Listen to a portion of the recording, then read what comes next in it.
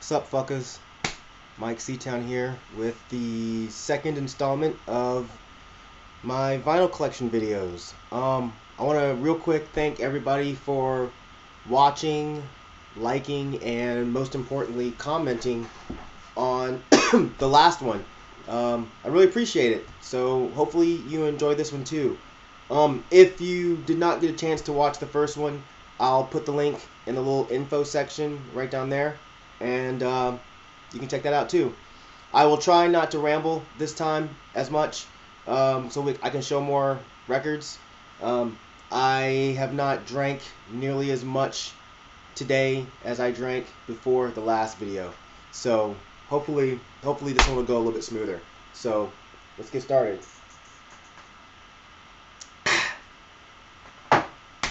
Alright, so the last video I ended with Ashes, where I was rambling on and on about how much I love Elena Richie. And yeah, the shit still stands. And I was talking about going into my Black Sabbath section, but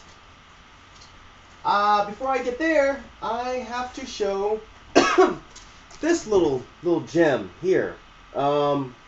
This is Black and White, Rainbow Bar and Girls.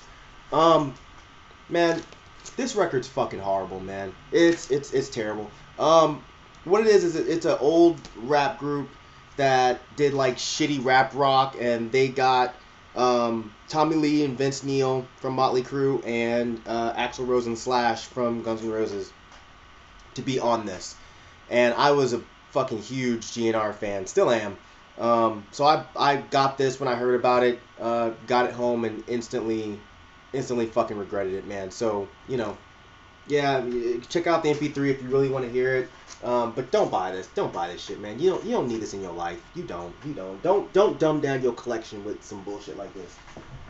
You know, don't be like me. All right, moving on into Black Sabbath, starting off with their debut album.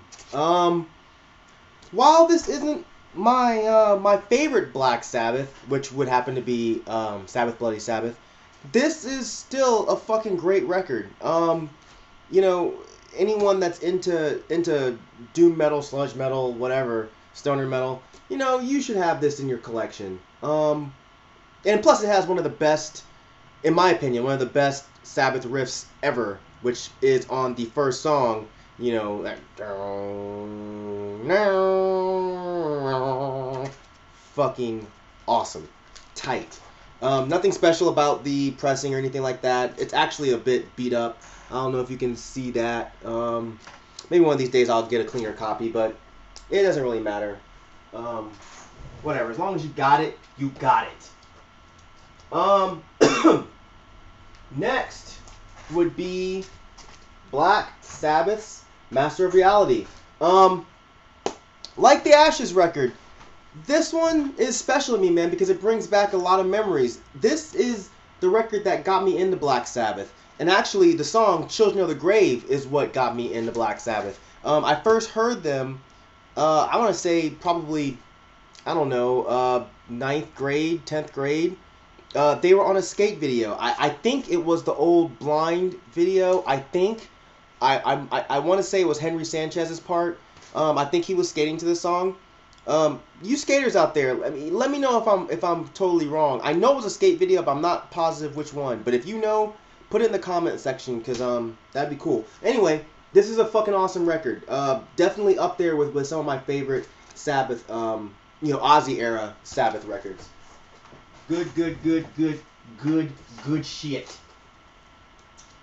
Moving along, we have Sabotage.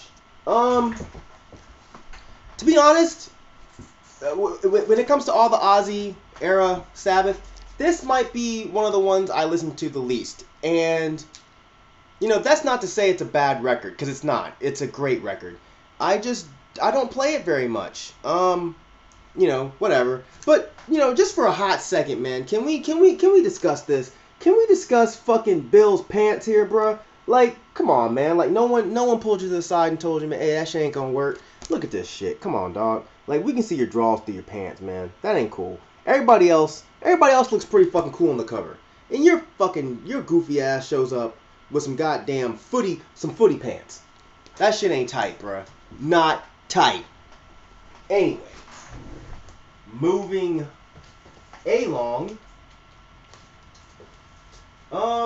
we come to Black Sun Ensemble. This record's called Lambent Flame. Funny story with this record. I actually picked this up on accident. I thought it was Black Sun Productions, which is a collective that worked with Coil. So I thought, hey man, I just lucked up on some fucking awesome shit. Got it home and put it on and realized I got the wrong record. This is actually a weird freak folk psychedelic rock band.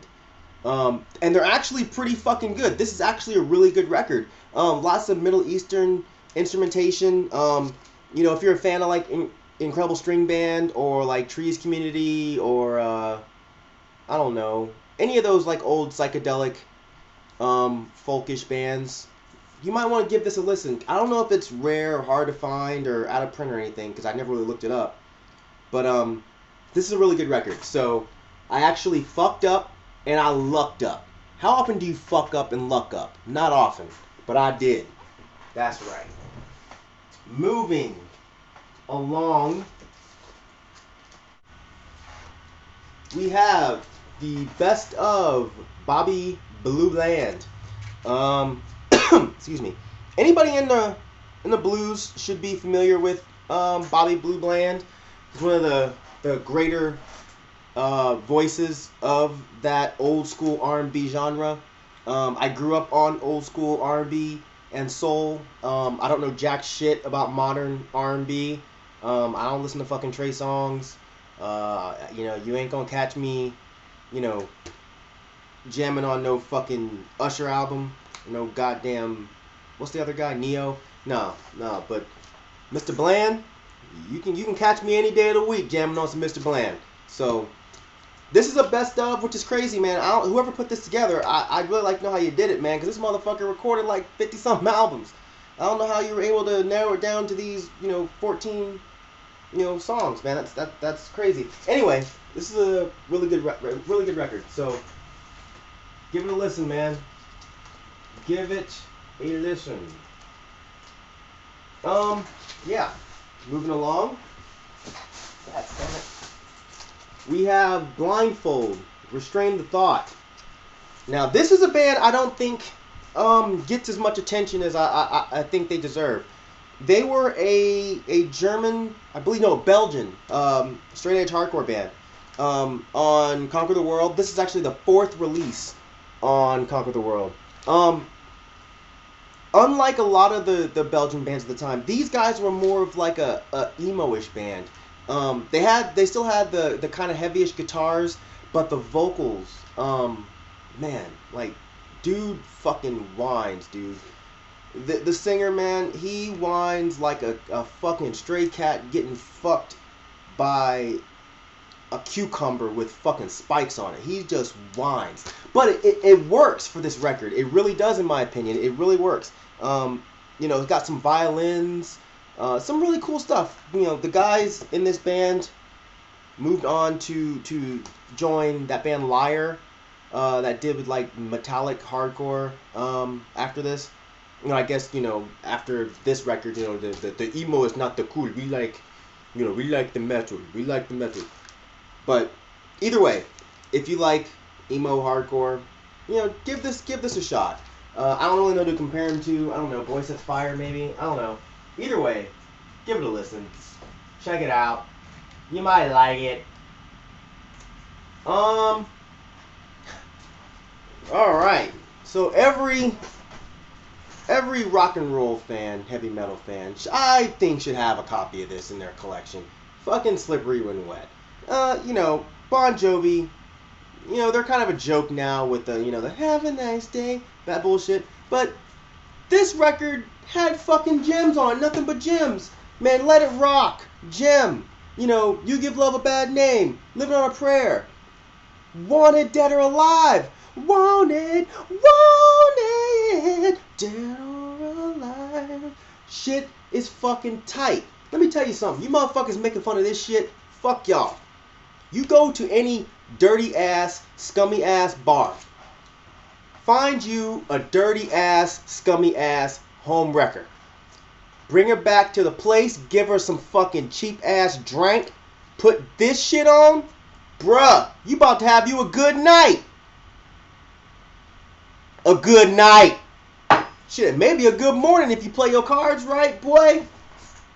Anyway, moving along.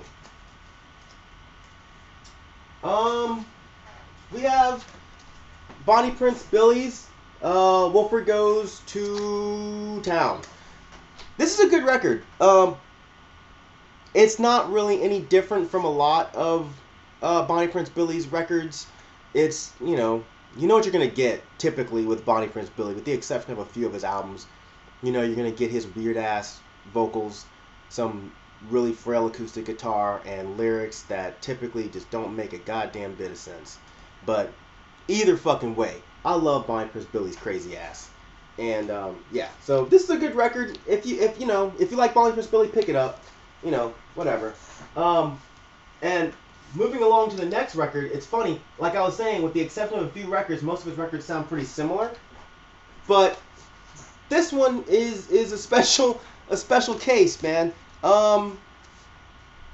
Anyone that just picked this up and threw it on the turntable would think it was just a standard Bonnie Prince Billy album until you really start paying attention to it, and you'll find that it's all covers. But the funny thing is, he covers everything from fucking Danzig to Merle Haggard. He even covers a fucking R. Kelly song. What the fucking name of that song? The Greatest. You know that song. I'm that star up in the sky. I'm that mountain peak up high. Yes, I made it. I'm the world's greatest. He covers that shit. Let me tell you something. It's a tight motherfucker to take an R. Kelly track and make it into their own song.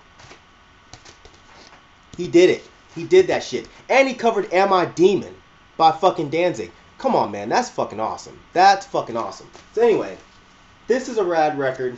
You know, if you see it around town, definitely grab it up. You might be happy with yourself at the end of the day, man. You might be pretty happy going around listening to an acoustic version of fucking R. Kelly. R. Kelly. Anyway, moving along. This is Cabaret Voltaire. This record's called The Arm of the Lord.